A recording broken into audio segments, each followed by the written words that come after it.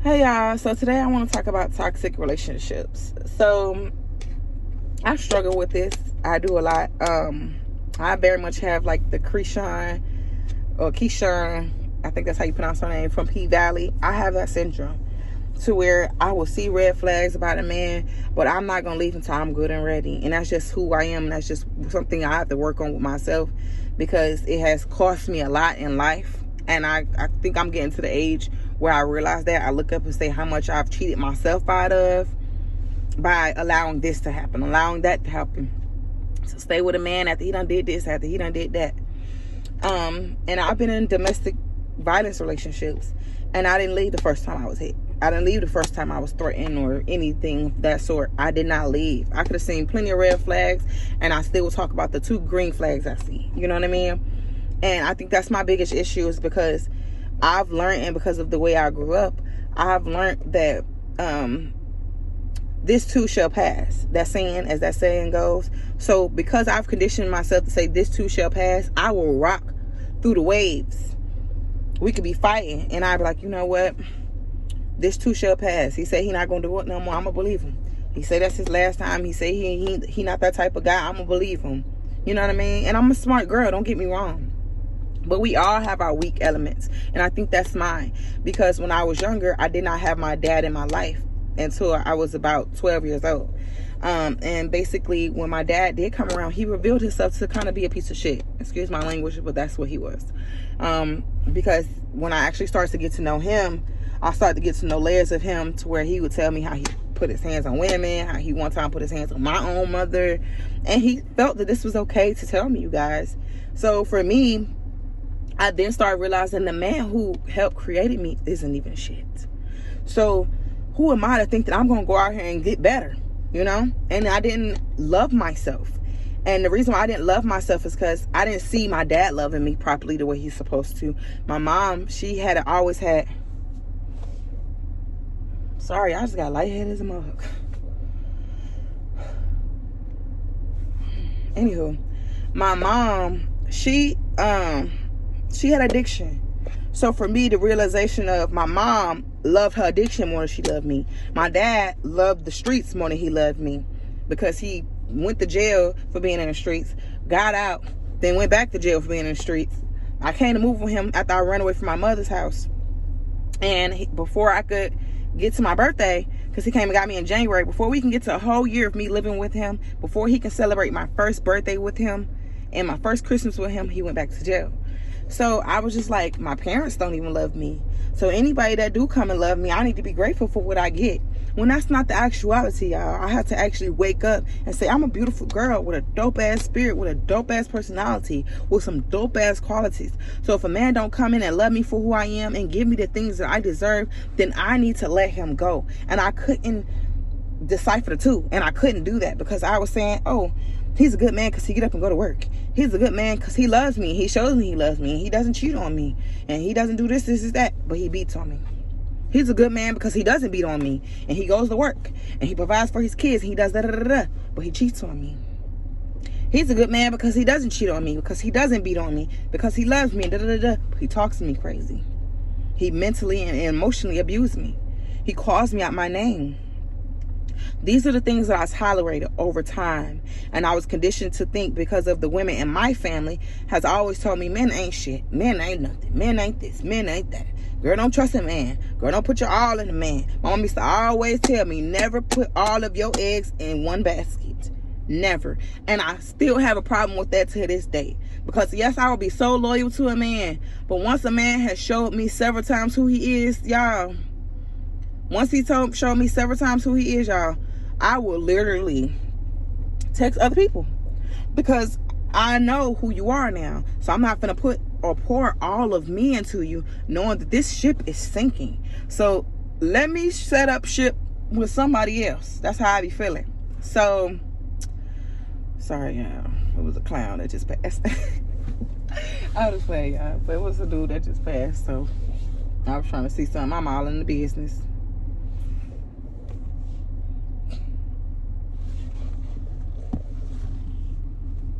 That's my neighbor's little niggas or whatever. I don't know, y'all. But let me mind my business.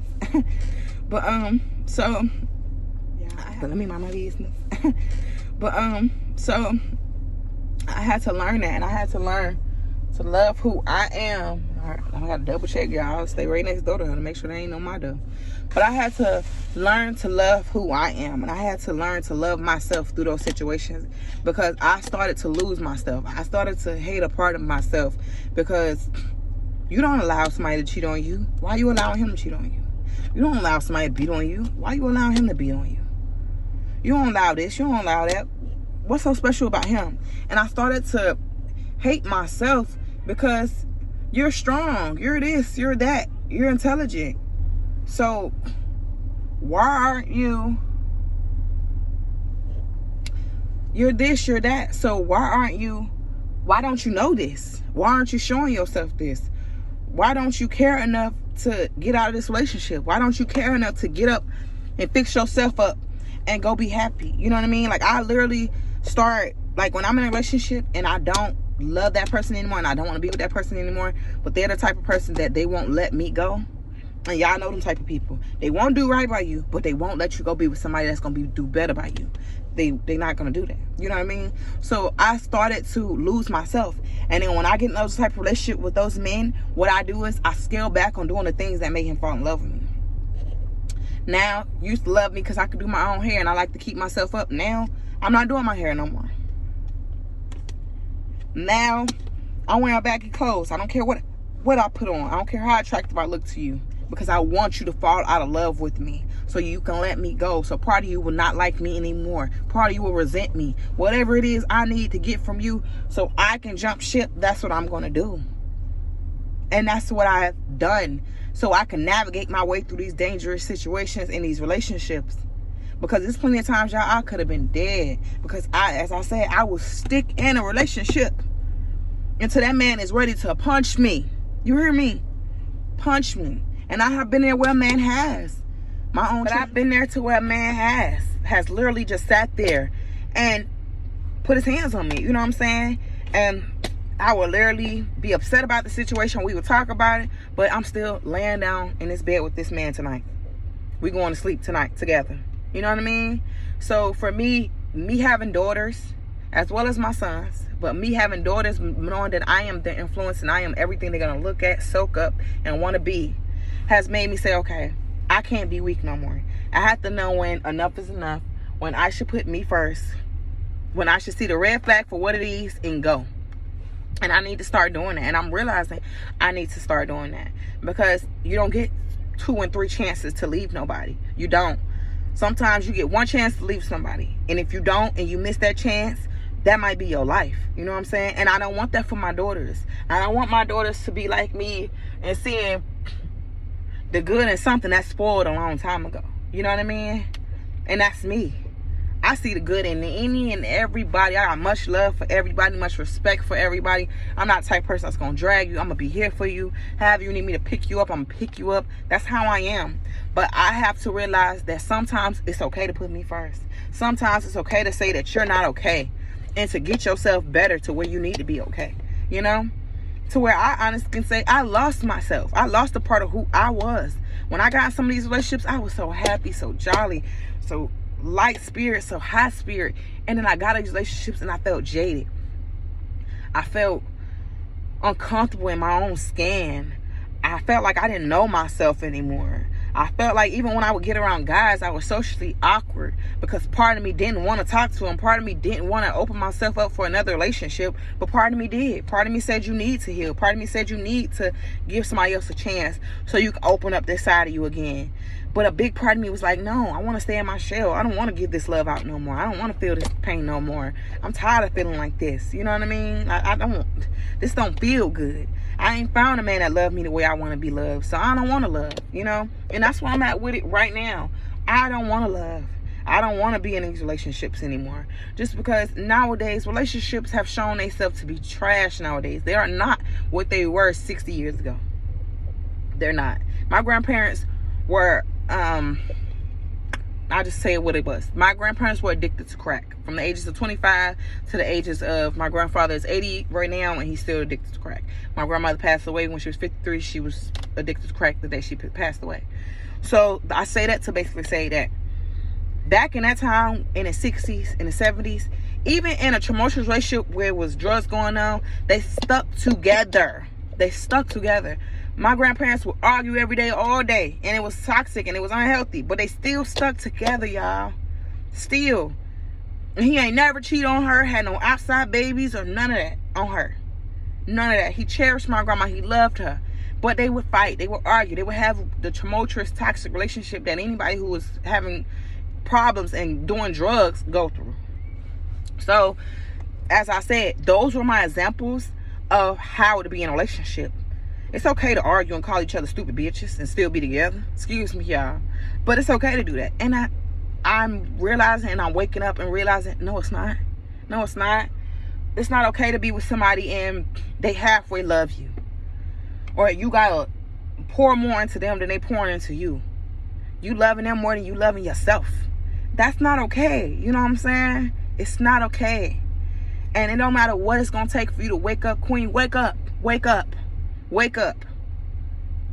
Because you're gonna have plenty of days you're gonna stare in that mirror and you're not gonna recognize yourself. But what you need to do is you need to stare in that mirror and you need to say some affirmations to yourself. Say how beautiful you are. Say how much you're a queen. Say how much you deserve what he's not giving you. Say how much you're gonna leave him one day. Even if you ain't gonna leave him that day, you ain't gonna leave him tomorrow, you ain't gonna leave him on Memorial Day. Keep saying it to yourself every day. I'm gonna leave him. I'm gonna be done with him. I'm done with this. I can't with him. And eventually you'll convince your mind, you'll convince yourself, and eventually he'll do something and you'll be done. And even if, because you know us women, mentally we done, but physically our bodies still be there. So even if mentally you're done, that's all it takes. Because mentally once you're done, you start packing your parachute for your motherfucking day, for you to be gone, for you to be up out of here. You hear me? As soon as he show that he getting weak, or as soon as he shows that he's having a moment to where you can slip out on him, that is your moment to get gone. You hear me? Because it's been times where you can slip out on him. That is your moment to get gone. You hear me? Because it's been times where I was in domestic relationships, y'all, and I was literally having to fight with this man every single day. And he was not putting his hands on me physically, but it was getting to that point. And it was getting to a point where one day he was cheating on me. I found out because I went to his phone and I seen he was texting some girl, and he was like, I was just texting her, she's just my friend. I don't play that friend stuff. If you in a relationship with me, ain't no friends. Ain't no friends. You don't get that, period. So I wasn't on that with him, and I basically told him like, it's her or me. And his response I didn't like. He wasn't telling me that it's not me, but he was basically telling me, how can I tell him what to do with his phone? Okay, cool, I won't. So I got home, I tried to go in my house, and when I tried to, well, his house, it was our house at the time. I tried to go in the house, and he could tell that I was going to pack up my stuff, because once I get super, super, super upset, I get quiet. I don't got nothing to say to you because now I'm in fight mode. So it's best that I get quiet, because I'm going to want to fight you. And not meaning that I'm going to hit you first. Females, yes. Excuse me, y'all. But men, no. But I get in fight mode to where I'm upset, and all it's going to take is for you to hit me the wrong way, or put your hands on me the wrong way, and then we fighting here, we're rolling, and I don't care. So I get quiet. So I'm quiet now. I'm upset. I'm feeling some type of way. And he could tell. And his cousin's in the back, and his cousin's trying to be the mediator, and he all like, yeah, y'all stop this, and this, that. And the whole time I'm just like, you don't even know the half of what me and your cousin been going through. You don't even know this is the last straw that just broke it for me. So I'm just like, okay, when we get home, I'm gonna pack my stuff, I'm gone. So we got to the house, and he's pushing me so I don't go in the house, because he know my intentions was to pack up. So he pushing me, y'all. So I'm all like, stop pushing me, get off me, So he runs in. His cousin at this time, while he's pushing me and I'm screaming and stuff, his cousin decides to come in between us and start talking to me like, what is the issue, what's and I start telling his cousin like, he did this, he did that, So he comes out of the house, y'all, with his gun, and he had his gun this close to my ear. He clocked it back and he shot the gun this close to my ear. It was so close, y'all, my ears were ringing. That's how close it was. It was that close to my face. When he shot it, I didn't look to see if he shot me. I didn't nothing. As soon as he clocked his gun, I closed my eyes and started praying. I literally just closed my eyes and started praying, and he shot the gun. And I could hear my ears ringing. And I opened my eyes, and I realized that he didn't shoot me, obviously, because my ears was ringing. I didn't feel anything wrong with me. And I looked at my body, and I realized I was okay. But I knew then that I had to leave him alone, because that is psychotic. That is crazy. You know what I mean? He didn't have to shoot me for me to know that he will one day. He will. Idle threats become into real threats. They really do. So when somebody tell you, I'm hurt you, one day I'm gonna kill you, or girl, you keep playing with me, I'm gonna do this to you, I'm gonna do that to you, take that for what it is. I don't care how they can tell you 50, 11 times and never did it. Take it for what it is, because one of these times they gonna stand on it, they gonna act on it. And especially us women, sometimes we gonna push you there. You gonna do what? Go ahead. You ain't gonna do nothing to me. I wish you would. We love to do that. You know what I'm saying? Just because we already know, you go ahead and do this. We got cousins, we got peoples, we got the police, we got, you know what I'm saying? So you ain't gonna do this and get away with it. But sometimes we don't get to walk away from those situations. Sometimes those men do exactly what they said they was gonna do to you, and it's not worth it when you got kids. It's not worth it when you got a lot of life ahead of you. It's not worth it. Sometimes let that man say he gonna do that and be like, all right. And in your back of your head, you plan on how you getting away from him. And don't tell him. Never, ever, ever, ever, ever, ever, ever tell a man you leaving him before you leave him. Never tell him. Ever. But I was telling y'all about that. Sorry, y'all, I got alarm clocks so I can have my kids in bed at a certain time, all the rest of this stuff. So I was saying that story to basically tell y'all that I basically continue with that situation. And when that situation happened with the gun situation, I then said, I gotta get out this situation. I got to get out this situation. I got to get out this situation, or it's gonna be him or me, because I'm not a scary girl, and I know that if I gotta do him, I'm gonna do him. So I gotta get out this situation. And what I did was, I had a best friend in a different state, and I told her about what I was going through. And she was going through her own little situation. She had been calling me because she was, talking to me about what was going through, what she was going through. Sorry, y'all, so much going on around me, so I'm paying attention to that and my surroundings and you guys. So basically it dawned on me. I just, out of nowhere, I have a fight or flight. Everybody have it. Mine's just kicking a lot. And I basically said, okay, what I'm gonna tell him is, because she's pregnant, she's having a baby shower. She want me to go to her baby shower out of state, and I'm gonna go and I'm never come back. So what I did was, I packed up all my clothes that I actually wanted. So I wouldn't look as if I was packing and leaving him. I packed up a lot of stuff I wanted and left a lot of stuff so he can still get the version of that I was coming back. And I left and I didn't come back. And he was calling and calling and he was crying on the phone. He was, when are you gonna come back? I miss you. I love you. Da, da, da. I just lost my mom. You're the closest thing I have to my mom, and all the rest of that. And all those things were guilting me. And all those things, sorry, y'all, I know it's kind of getting dark. And all those things were making me feel like I wanted to go back. But then I realized, go back to what? Go back to me having to worry about if he cheating? Go back to me having to worry about if he gonna actually use that gun on me one day? Because he was already depressed. He already had lost his mom. So when people get at the point where they don't have a lot left, that's when you really need to worry. Because people like that will take you out in themselves, because they don't have nothing to live for no more. Regardless of what you got to live for, they don't want you to be here to live with somebody else. They don't want you to be here to love somebody else. In their head, you're theirs. So they don't see nothing wrong with taking you out when they take themselves out, because you theirs. We going together. So I had to realize that this man don't have a lot to live for. So if I don't leave, he gonna take me with him. You know what I mean? And I'm glad that I was able to navigate myself out of that situation. One of the best moves I ever made, because I'm here today and I have 4 beautiful children and everything, y'all. So I say this to say to somebody, because there's everybody, there's somebody, and there's somebody in everybody's family that is going through a domestic violence situation or a toxic situation. And y'all need to, wake up one day. Wake up one day. If your children not your alarm clock, if you don't have children, let yourself be your alarm clock. And I know that's hard, because once you're in these relationships and you lose yourself, you don't even know yourself no more. You could care less about yourself at that point. But wake up. See the beauty in yourself. I don't care how much you say you're not cute, you don't deserve better. Yes, you do. Look yourself in that mirror and say, yes, I do. I deserve better. I deserve somebody to love me. I deserve somebody to care for me. I deserve somebody to want to marry me one day. See the value in me one day. Never want to put their hands on me one day. Never want to cheat on me and bring me any type of diseases or whatever. I deserve that. So y'all leave y'all comments. Tell me how y'all feel. This was really on mind today. And I was just really feeling it today. And maybe because I watched P-Valley, but I was just really feeling that today to actually talk about, just because, not saying that's taboo in the black community, because, you know, sometimes we talk about that, but sometimes in the black community, we tend to think that because black men do the bare minimum of what they're supposed to do, they're good men, despite all the red flags they come with. When, no, they're not. No, they're not. And we have to start seeing that for what it is. No, they're not.